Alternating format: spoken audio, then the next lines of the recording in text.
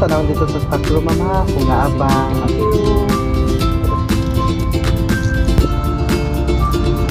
Ay, ma'am, kanang wala lang.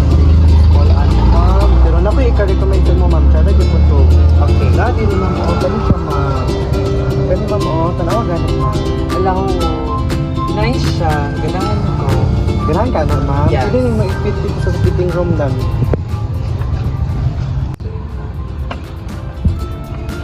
Hello, ma'am.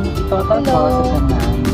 Bali 500 tanan ma'am, but naka-avail ka og 5% discount. So bali 450 tanan.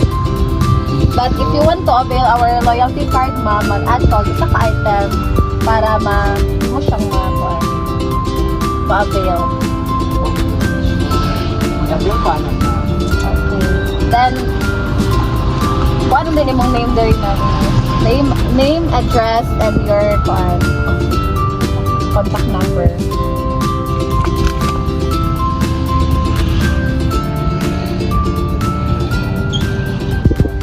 Freedom.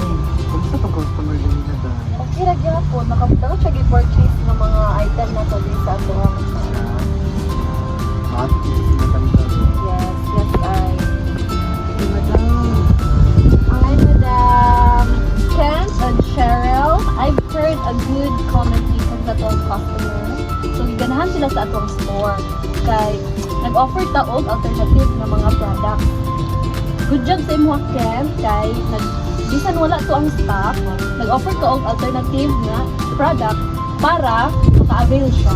So good job. So ayaw mo kabalakan sa stock kaya ako lang ang bahala. Kaya, madam.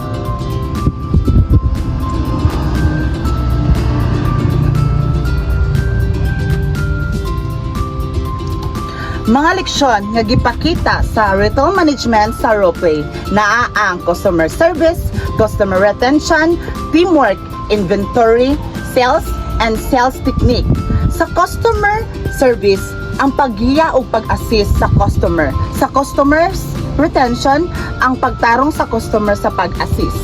Og inventory, ang pagkuan lihok sa mga stock nga out of shortage.